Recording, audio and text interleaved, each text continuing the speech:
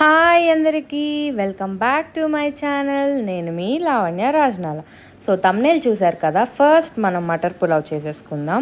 దానికి నేను రైస్ కడిగేసుకొని మటర్ కూడా కడిగేసుకొని కొలతకి ఎంత రైస్ తీసుకున్నామో అంత వాటర్, దానికి సరిపోను వాటర్ తీసుకొని నానబెట్టేసి పక్కన పెట్టేశాను అనమాట. ఒక 20 మినిట్స్ పెడితే సరిపోతుంది. నెక్స్ట్ ప్యాన్లో ఆర్ కుక్కర్లో వాట్ ఎవర్ ఈస్ కంఫర్టబుల్, మీకు ఏది కంఫర్ట్ అయితే అది ఏది ఉంటే అది, దానిలో కొంచెం ఆయిల్ వేసుకొని, ఎక్కువ వద్దు కొంచెమే వేసుకొని, షాజీరా ఆర్ జీరా మీ దగ్గర ఏది అవైలబుల్గా ఉంటే అది వేసుకోవచ్చు. వేసుకున్న తర్వాత కొంచెం చెక్క, దాల్చిన చెక్క వేసాను అనమాట. వేసి కొంచెం వేయించేసుకుంటున్నాను. వేయించేసేసుకున్న తర్వాత ఏంటంటే మనం ముందుగా నానబెట్టుకున్న బాస్మతి రైస్ ఇంకా మటర్ ఉన్నాయి కదా, అది వేసేసుకుంటున్నాను. అలాంగ్ విత్ వాటర్ వేసేసుకోవాలి. వేసేసుకున్న తర్వాత టేస్ట్కి సరిపోను సాల్ట్ ఒకటే యాడ్ చేయాల్సి వస్తుంది. సాల్ట్ మీకు కారం మసాలా కావాలి కొంచెం అనిపింటే చెక్క వేసుకున్నప్పుడు మీకు కొద్దిగా లైట్ ఘాట్ అనేది వస్తుంది. అయినా లేదు అనుకుంటే కనుక కొంచెం పెప్పర్ పౌడర్ వేసేసుకోవచ్చు. ఇట్లా తడి మీద ఉన్నప్పుడే వేసేసుకోండి. తర్వాత లేదంటే బ్లాక్గా కనిపిస్తూ ఉంటుంది అక్కడక్కడ. సో ఇట్లా వాటర్ ఉన్నప్పుడే వేసేసుకుంటే సరిపోతుంది అనమాట. మొత్తం ఒకసారి మిక్స్ చేసేద్దాము. సాల్ట్ వేసాను, పెప్పర్ పౌడర్ వేసాను, అంతే. ఇంకా మనం ఏం వేయట్లేదు ఇందులో. మొత్తం ఒకసారి మిక్స్ చేసేసుకుని కుక్కర్ మూత పెట్టేసుకుని ఉంచుకుందాం. విజిల్ పెట్టకుండా మూత పెడదాం. లేదు మీరు ప్యాన్లో చేస్తున్నారంటే కనుక జస్ట్ ఒక ప్లేట్ పెట్టేసుకోండి, సరిపోతుంది అనమాట.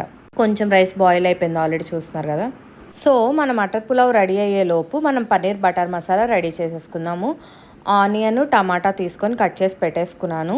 ఒక ప్యాన్ తీసుకొని టమాటా ఇంకా ఆనియన్ వేసి కొన్ని జీడిపప్పు వేయాలన్నమాట. జీడిపప్పు ఇంకా పిస్తా వేయొచ్చు. మీ దగ్గర పిస్తా లేదనుకుంటే కొంచెం ఎక్కువగా జీడిపప్పే వేసుకోండి. దీనివల్ల టేస్ట్ ఎన్హాన్స్ అవుతుంది, కూర కమ్మగా వస్తుందన్నమాట. సో కొంచెం వాటర్ యాడ్ చేయాలి ఇందులో. మనం ఏం ఆయిల్ వేయలేదండి, ఓన్లీ వాటర్లో ఇది ఉడకబెడుతున్నాం. రైస్ చూసారు కదా, ఆల్మోస్ట్ అయిపోవచ్చింది.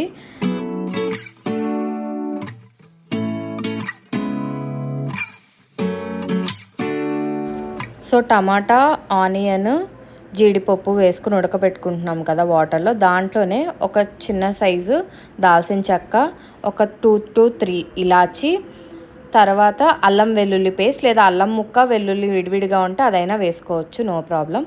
అలా పెట్టేసుకొని మూత పెట్టేసుకొని ఒక 5 మినిట్స్ ఉంచుకుందాము.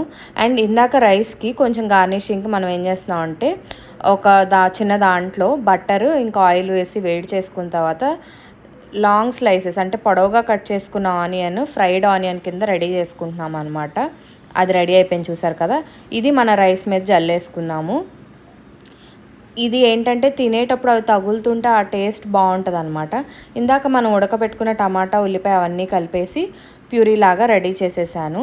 మళ్ళీ ప్యాన్ తీసుకొని కొంచెం బటర్ వేసుకొని, బటర్ ఆర్ ఆయిల్ మీరు ఏది కావాలంటే అది వేసుకోవచ్చు. కారం ఎక్కువ వేసుకోకూడదండి, కొంచెమే వేసుకోవాలి. కూర కారంగా ఉండదు, మనకు ఆ కమ్మగా ఫ్లేవర్ వస్తుంది అనమాట. కారం అయితే ఉండదు paneer butter masala. So butter వేసేసుకున్న తర్వాత కారం వేసుకున్నాం. ఇప్పుడు ధనియాల పొడి, జీలకర్ర పొడి, సాల్ట్ అండ్ కొంచెం షుగర్ కూడా వేస్తున్నాము. వేసి అన్నీ మిక్స్ చేసేస్తాము. మిక్స్ చేసేసిన తర్వాత ఏంటంటే మనం ఇందాక ప్యూరీ పెట్టుకున్నాం కదా, ఆనియన్, టమాటా, వెల్లుల్లిపాయ ఇవన్నీ కలిపిన ప్యూరీ, అది ఇందులో వేసేస్తున్నాం అనమాట. ఇప్పుడు మొత్తం నీట్గా మిక్స్ చేసేసుకుందాం.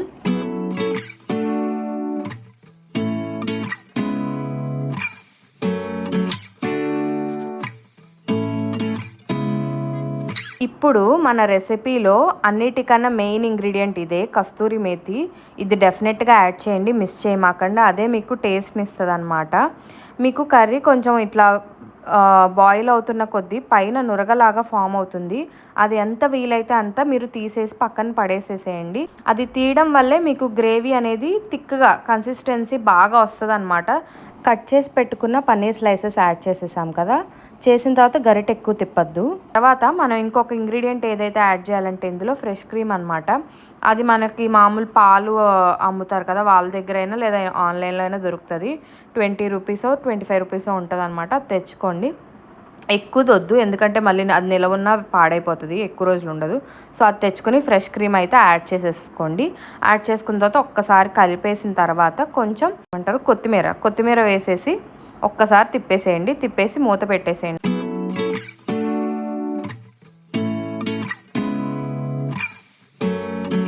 ఇంకా అంతే. కన్సిస్టెన్సీ చూసారు కదా ఎంత థిక్గా వచ్చిందో. సర్వ్ చేసేసుకోవచ్చు. మీకు కనుక నా ఈ రెసిపీ నచ్చినట్టయితే లైక్ చేయండి, షేర్ చేయండి, సబ్స్క్రైబ్ చేయండి, బెల్ ఐకాన్ ట్యాప్ చేయడం మర్చిపోకండి. Thank you for watching.